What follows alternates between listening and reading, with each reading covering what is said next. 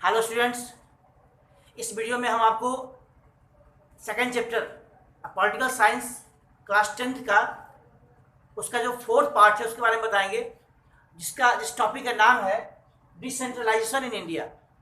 भारत में विकेंद्रीकरण। अब इस विकेंद्रीकरण का मतलब क्या होता है, इस डिसेंट्रलाइजेशन का मतलब क्या होता है, सबसे पहले हम इसके डिफिनीशन के बारे में बात करेंगे। तो डिफिनीशन इसका कि when power is taken away from central and state governments and given to local government, it is called decentralization। यानी जब सेंट्रल गवर्नमेंट और स्टेट गवर्नमेंट से पावर लेकर और लोकल गवर्नमेंट को दे दिया जाता है, उसे डिसेंट्रलाइजेशन कहा जाता है, यानी लोकल गवर्नमेंट। अब यहाँ हम एक्स्ट्रा लोकल गवर्नमेंट के बारे में बात करेंगे। भारतीय संविधान में 2 tiers ऑफ गवर्नमेंट के बारे में बात की गई थी, सेंट्रल गवर्नमेंट और स्टेट गवर्नमेंट, लेकिन यहाँ लोकल गवर्नमेंट आ गया, एक और गवर्नमेंट की बात की जा रही है। इस लोकल गवर्नमेंट का मतलब क्या होता है, यानी देश, जैसे अपना जो देश है वो बहुत बड़ा देश है, तो अपना इतना वास्ट कंट्री है, इतने बड़े देश है, इसमें इतने सारे स्टेट्स हैं।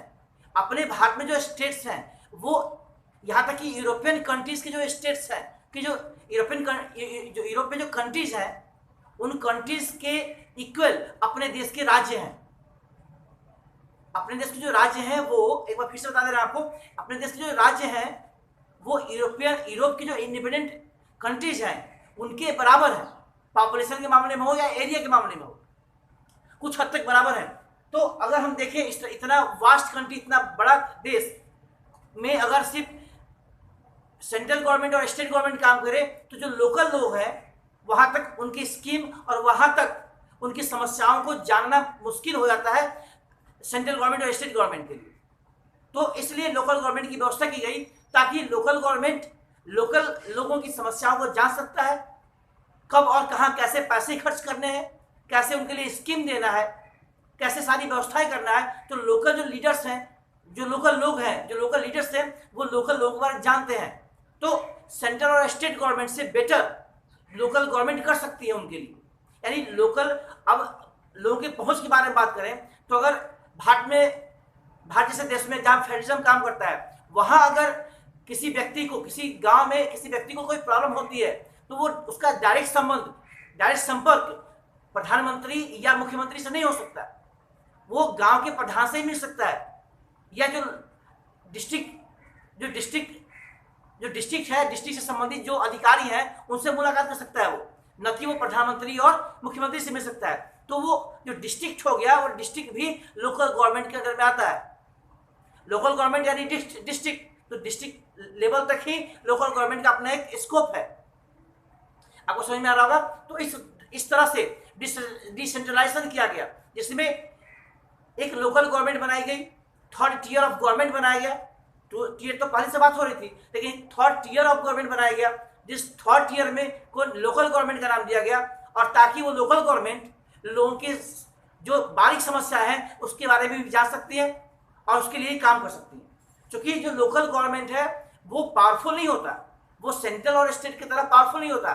लोकल गवर्नमेंट स्टेट गवर्नमेंट के ही अंडर में होता है। जिस स्टेट में वो लोकल गवर्नमेंट यानी लोकल विलेज, जो गांव है और या शहर है जो स्टेट में है, उन सभी स्टेट, जो सभी लोकेलिटीज है, जो लोकल जगह हैं, चाहे वो गांव हो या शहर हो, वो स्टेट गवर्नमेंट ही सब उनका देखभाल करेगा।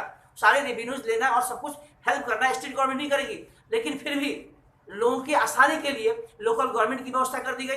अब लोकल गवर्नमेंट में जैसे आप जानते हैं कि शहरों में म्यूनिसिपैलिटी होती है, म्यूनिसिपल कॉर्पोरेशन होता है, जो एक साथ मिलकर काम करते हैं, और गांव में पंचायत होता है, यानी ग्राम पंचायत होता है, इसमें गांव के प्रधान होते हैं। और शहरों में जो म्यूनिसिपैलिटी होती है उसका अपना एक मेयर होता है, इसे, ठीक है ना। तो उस तरह से लोग काम करते हैं, और ये लोकल गवर्नमेंट बनाई गई है ताकि लोगों की जो समस्या है उसको ध्यान से समझा जाए, बारीक समस्याओं को जाना जाए। अब लोगों की समस्याएं जानने के लिए मैंने बताया आपको, उसमें 1992 में एक मेजर डिसीजन लिया गया कि कैसे 3rd tier ऑफ गवर्नमेंट की व्यवस्था की जाए। मैंने बता दिया पहले आपको कि उसके पहले ऐसी व्यवस्था नहीं थी।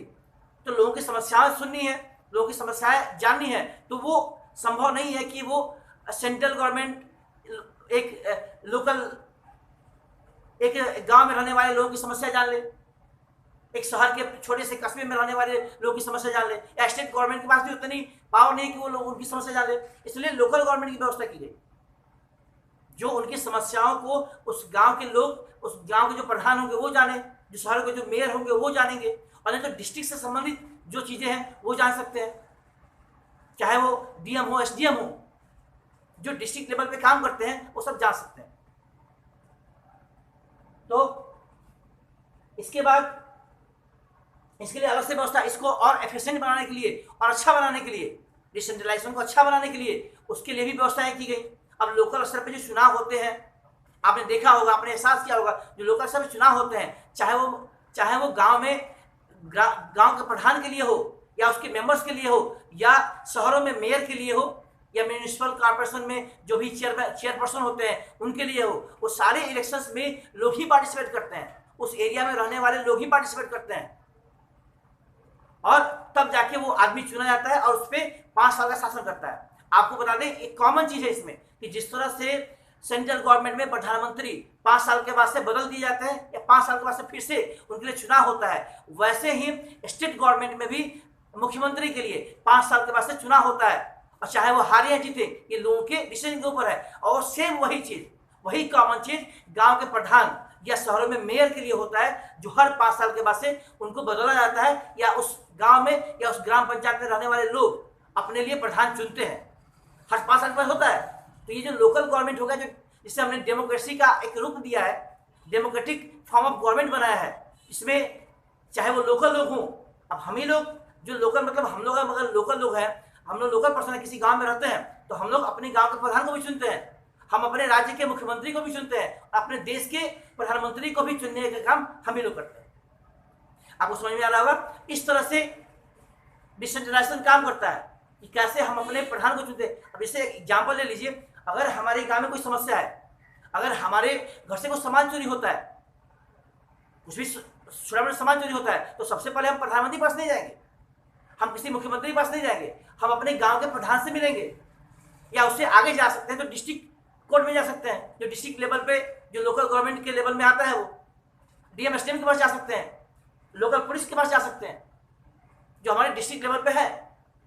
तो ये है डिसेंट्रलाइजेशन, यानी उसके पास भी कुछ हद तक पावर है जो हमारे लिए काम कर सकता है। पंचायत का मतलब ही जैसे सरपंच होते हैं, गांव की समस्याओं को सोल्व करने का काम कौन करता है? नहीं प्रधानमंत्री करते हैं, नहीं मुख्यमंत्री करते हैं। लोकल गवर्नमेंट का या तो गांव का प्रधान करेगा, और नहीं तो मेयर करेगा, जो शहरों में होता है। इस तरह से लोकल गवर्नमेंट की अपनी एक अलग विशेषता है, जो लोगों के हितों के लिए बनाया गया है, जो सेंट्रल गवर्नमेंट और स्टेट गवर्नमेंट के ऊपर जो बर्डन है उसको कम करने के लिए बनाया गया है। आपको नहीं पता होगा कि सारी स्कीम्स जो सेंट्रल गवर्नमेंट देती है या जो स्टेट गवर्नमेंट देती है, वो लोकल गवर्नमेंट के माध्यम से ही हम लोगों तक पहुंचती है, हम तक पहुंचती है। तो यह है लोकल गवर्नमेंट का अपना एक अपनी विशेषता है इसकी।